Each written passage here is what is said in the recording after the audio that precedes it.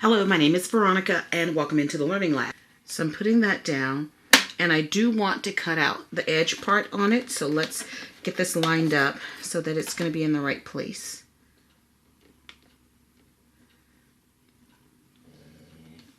And because it's metal, the magnetic shim is going to hold it into place. Let's come in a little. So I've got that ready to go. So I was looking for my micro pour tape. Cannot find where I zinged it off to. So I'm just going to use a post-it note to try to hold that down. So I still have the same sandwich, and you can see where this cut into there a little bit, or yep, there you can. Right there. So I'm keeping that same sandwich, putting this back on, and putting this through again. And okay. There we are. Now for the unveiling, let's come back in a little tighter and lift off this entire thing, and beautiful.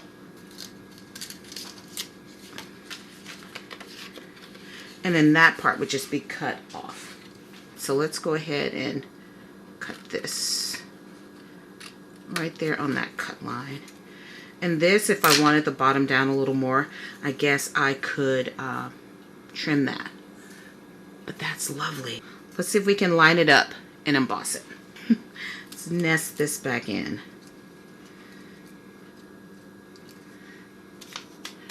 And then the other edge, hold that in place.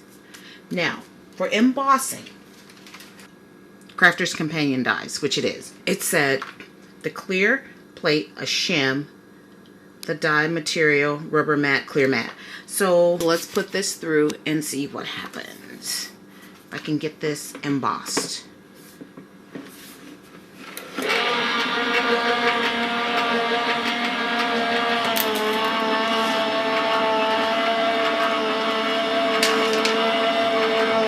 can hear it doing something interesting.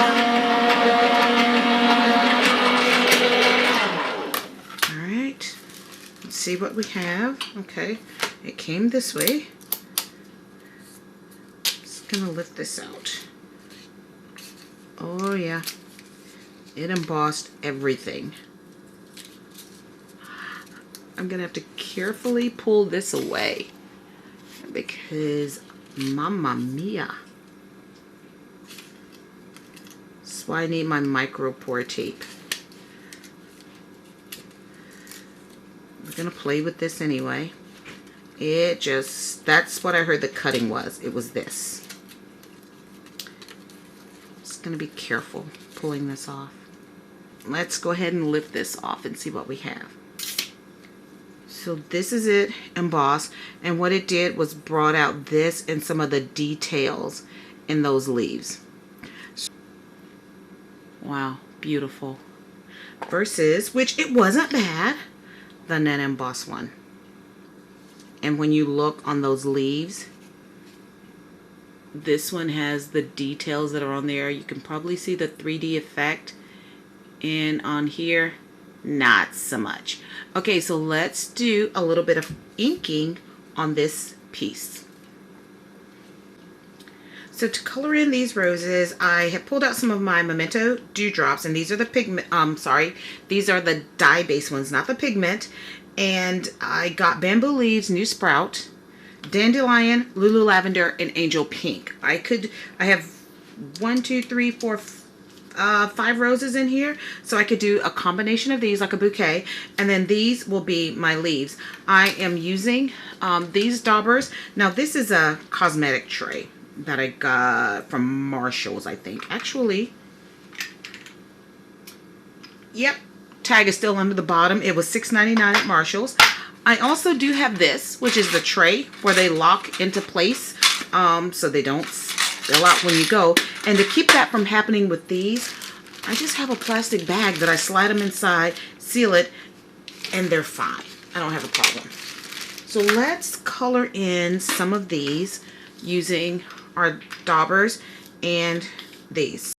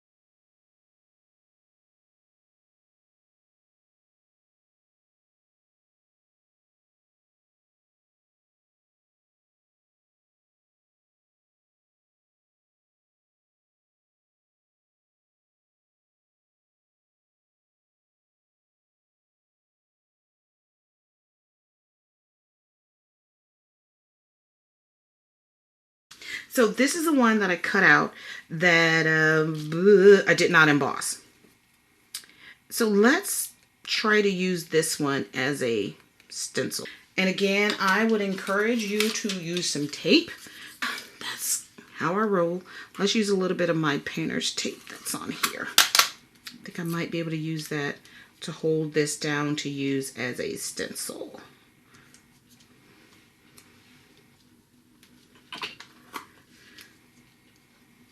So that it's not flopping around too wildly. And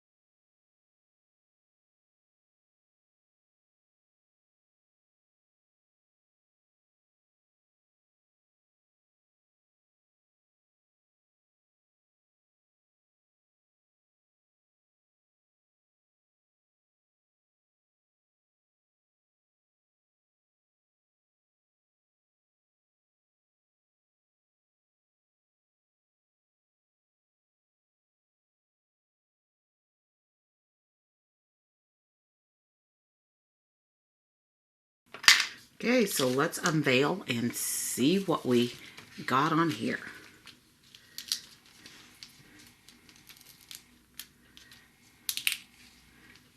And voila, very nice. Oh my goodness. So here's the thing. I could have used this as my finished one also. So you could get a twofer. Color in this one and get your stenciled background in the process. So let's recap. All right, so this one is the very first one that I did, just using the plastic underneath.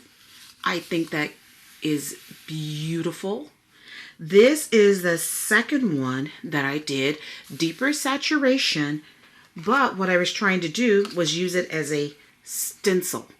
And I think the stencil came out beautifully. Again, you can take this, lay it over the top.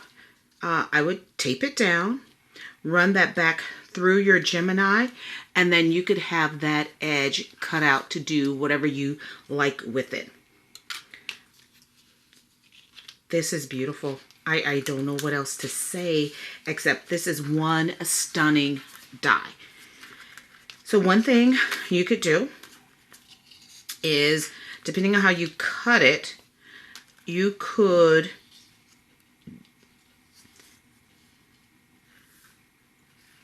put them together thusly and make yourself a beautiful card front.